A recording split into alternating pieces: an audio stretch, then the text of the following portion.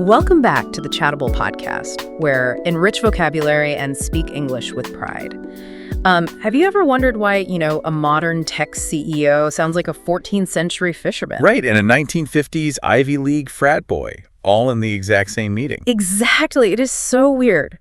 But for this episode, we have, a really incredible narrative arc planned for you. We do. We are going to trace the complete professional business journey. Yeah, from being completely new and deeply uncomfortable in an environment, all the way to reaching the absolute elite tier of the corporate world. And we are going to explore this entire evolution entirely through the lens of 8 fascinating English idioms. It truly is a remarkable progression, when you look at it closely. Oh, absolutely. And there is a very specific, practical reason why we are digging into the historical origins of these phrases today. We are covering everything from, 14th century nature survival to mid-century high society fashion. Which sounds kind of crazy at first. It does.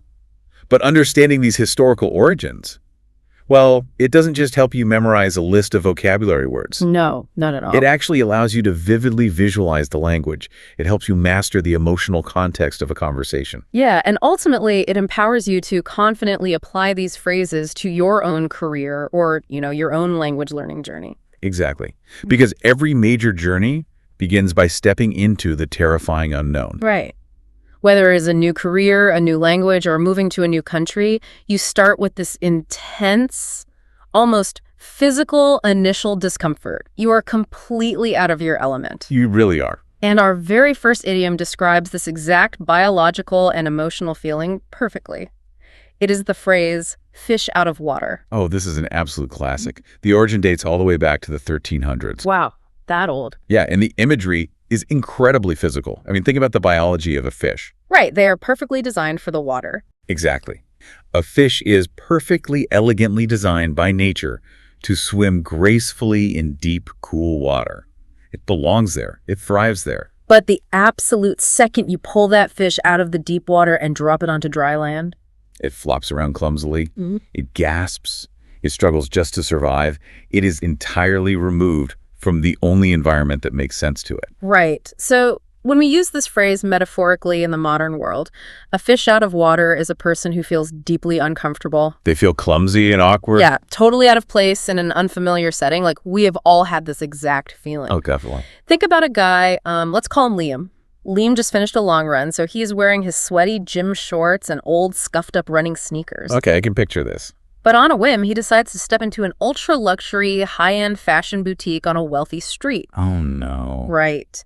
Inside, he is completely surrounded by elegantly dressed clientele and these silent, judging sales associates. That sounds awful. In that exact moment, standing there in his gym shorts, Liam feels like a total fish out of water. We have all been Liam at some point, honestly. We really have. That sensation of being exposed, of feeling completely inadequate, it is a universal human experience. Yeah, it is. But here is the fascinating part about stepping into a new environment. If you do not run away, if you stay in that uncomfortable space long enough, the awkwardness slowly transitions. Into what? Into intense action. You eventually stop flopping around and you find yourself right in the thick of the situation. Okay, let's unpack this, because we are moving from the image of a struggling fish from the 1300s to a very different kind of physical environment. We are. The phrase "in the thick of" actually comes from old historical descriptions of a dense forest. Right, or like a heavy blinding fog. Yeah, where the trees and the brush are just tightly claustrophobically packed together. You cannot see the horizon or really very far ahead at all. That is a perfect visualization. To be in the thick of something means you are standing directly in the absolute center of a highly active, tightly packed, or critical situation. You are just completely surrounded. Exactly. You are completely surrounded by everything that is happening, and you cannot easily see the end of the project. You just have to navigate the trees directly in front of you. Which we see all the time in the modern business world. All the time.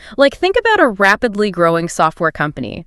They are just 3 days away from a massive, highly anticipated global app store launch. No, that is peak stress. Right. The entire company finds themselves right in the thick of an intense, round-the-clock code review. Nobody is sleeping. The coffee machines are running constantly. Exactly. Everyone is working nonstop, completely surrounded by the dense, overwhelming pressure of the deadline. Which brings me to a thought, actually. Yeah. Let me connect these two ideas. Is finding yourself in the thick of it the exact moment the awkward fish out of water realizes they either have to miraculously learn to breathe air or they are going to fail? What's fascinating here is how these phrases perfectly map our internal human stress responses in a business setting. Yes, your analogy is absolutely spot on. The journey always moves from that initial paralyzing awkwardness of the fish out of water. Right. Then it shifts into the intense, forced, claustrophobic focus of being in the thick of a dense forest. Yeah. You are adapting to survive. You have to. But, if the pressure keeps rising and the deadline keeps getting closer, that intense focus eventually breaks down into absolute, unbridled chaos. Which perfectly sets up our third expression. It does. And that expression is bananas. Like when things go from intense focused work to just completely wildly out of control, we say the situation is bananas. It sounds a bit silly, honestly. It does, but it has a great origin. It is American slang from the 1900s. Oh, right. Based on monkeys and apes. Yeah, based directly on how they act wildly when they are presented with their absolute favorite treat. I can imagine. Just picture a large group of monkeys in an enclosure suddenly seeing a massive bundle of fresh yellow bananas. They lose all restraint. They just go crazy. Yeah, swinging wildly from the branches, jumping, screaming. It is a vivid, almost comical picture of a total loss of control. Totally. In daily professional conversation, when we describe a situation as totally bananas, it means that a crowd or a workplace is wildly chaotic. They are highly excited and completely losing their professional composure. Let's step outside the boardroom for a second and look at a sports example to really feel this chaotic energy. Good idea. Think about a crucial basketball game. The score is completely tied. The clock is ticking down to the final second. The tension is huge. Huge. And the absolute second Jalen Brunson hits a game-winning three-pointer right at the buzzer, the entire stadium goes completely bananas. Yeah. Fans screaming at the top of their lungs. Jumping over seats, spilling into the aisles. It is pure, uncontrolled, explosive chaos. It is a fantastic, overwhelming surge of energy. But for you, our listener, thinking about your own career or learning journey, there is a catch here. What's that? Once you survive that chaotic banana stage of a major project, you start to realize something crucial about momentum. Progress is almost never a smooth upward straight line. No, it really isn't. Right. Following that massive explosion of chaos, you almost always enter a frustrating period of extreme volatility. Right. The hangover from the chaos.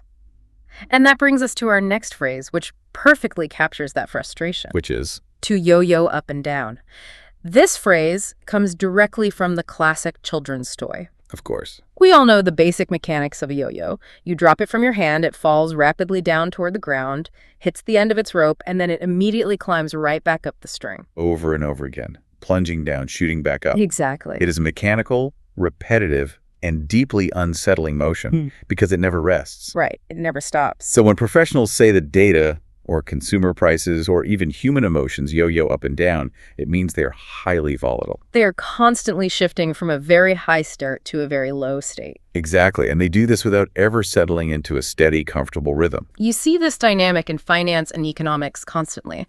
Like following an unexpected global supply chain crisis, tech stock prices might begin to yo-yo up and down violently. It is terrifying. It is. One day the market is soaring high on good news, and the very next day it crashes back down to earth. This leaves investors anxious and unsure of when the market will finally stabilize. It truly is a stressful period in any professional journey. No. But, well, here is the secret about this phase. Ooh, a secret. Yes. This uncomfortable volatility is very often a necessary precursor to real, explosive growth.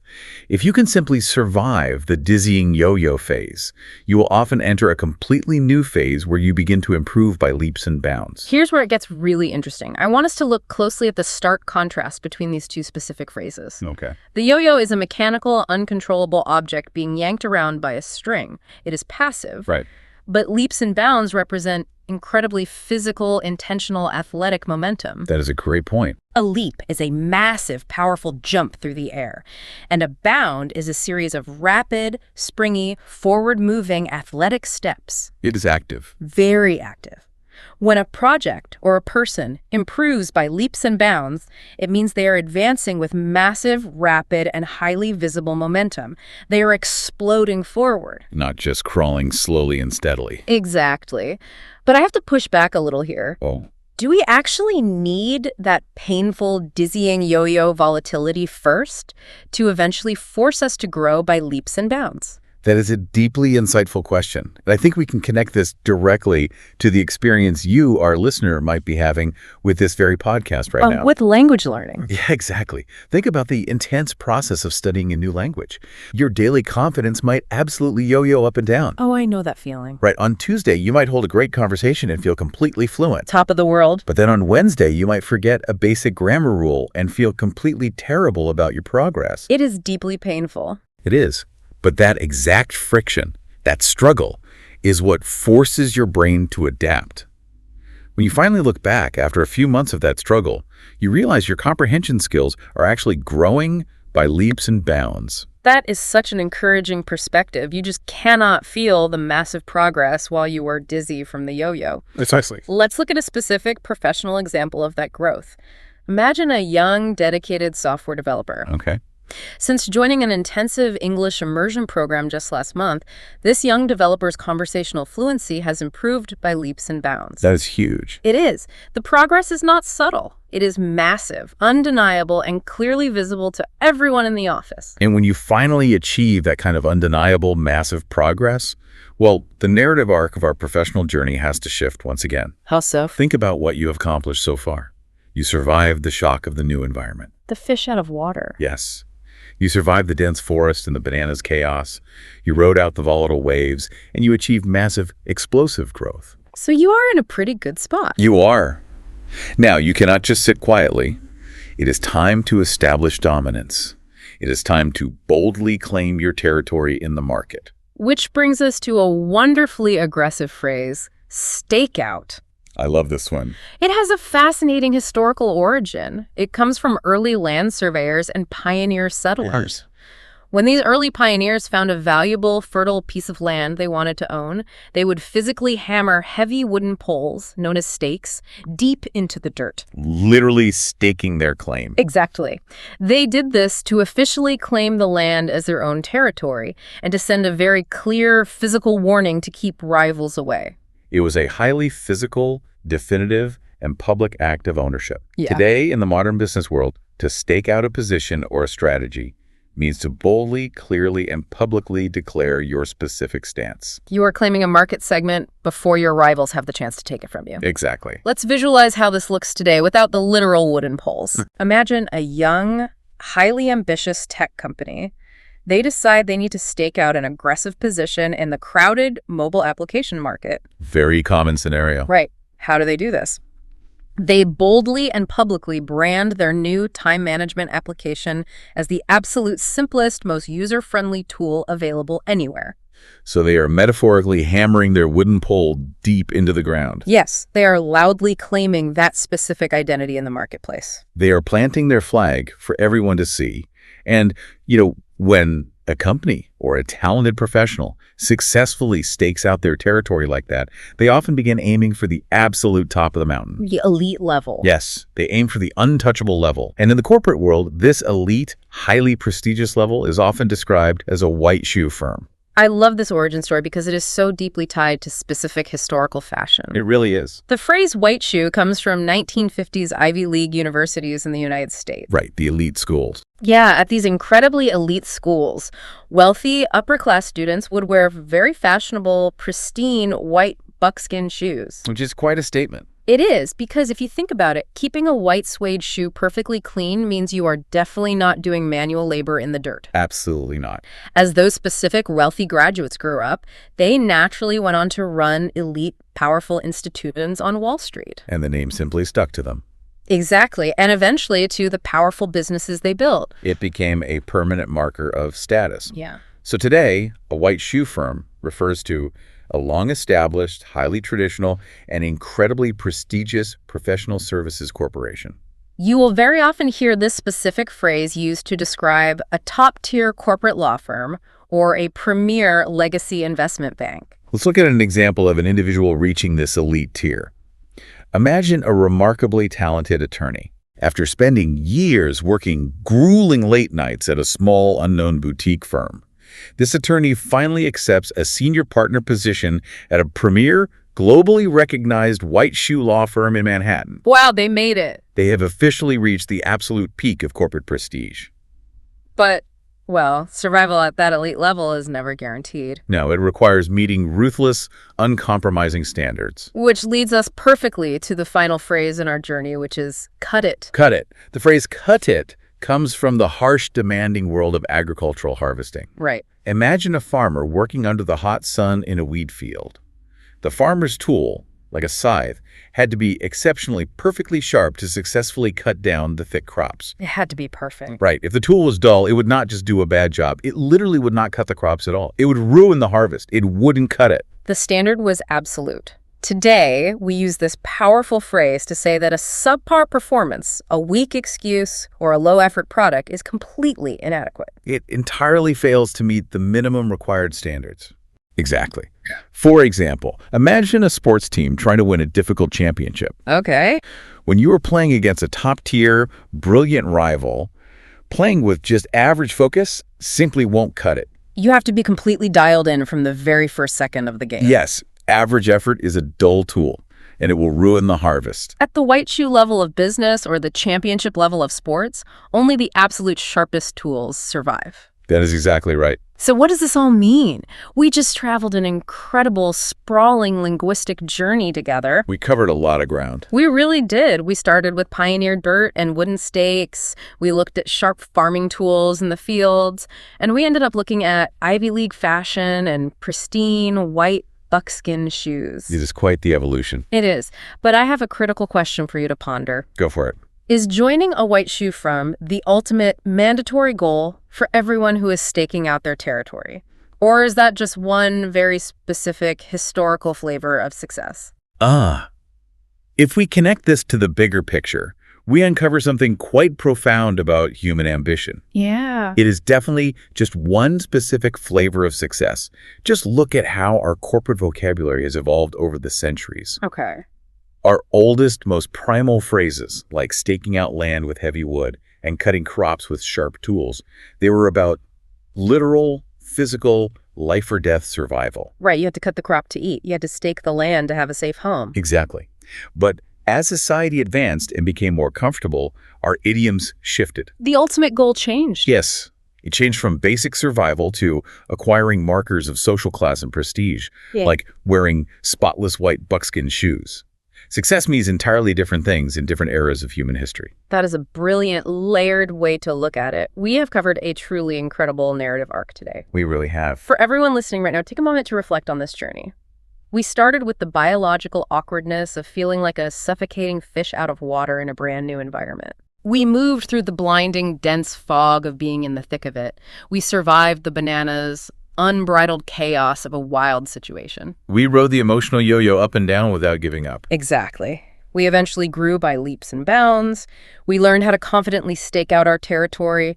We aimed for the elite prestige of the white shoe firms. And finally, we learned what it truly takes to sharpen our tools and cut it at the highest possible level. It is a complete, detailed roadmap of a professional career, and it has been hiding right inside our everyday vocabulary this entire time. It is pretty amazing when you think about it. It really is. And to you, our dedicated listener, I want to offer this genuine encouragement as we wrap up. Embrace those difficult moments in your own journey where your progress seems to aggressively yo-yo up and down. It is completely normal. Yeah. When things feel volatile and you feel like you are losing your balance, it does not mean you are failing. It simply means you are right in the thick of doing the hard, necessary work to improve. This raises an important question, something I really want you to think deeply about after we finish today. What's up? Consider the physical origins of the idioms we just explored together. We talked about wooden stakes hammered into the dirt. We talked about sharp farming tools cutting crops. Dense forests, wild monkeys. Right. These are all highly physical, natural, real-world objects from the distant past. But today, we live in a drastically different modern era. We do. We live in a world of artificial intelligence, invisible cloud computing, and entirely digital workspaces. So ask yourself this: What physical, real-world objects from today will become the mysterious, deeply analyzed business idioms of 100 years from now. Oh, wow. What a fantastic, provocative thought to leave on. Thank you so much for joining us for this episode. Keep practicing these expressions, keep pushing your fluency forward by leaps and bounds, and we will see you next time.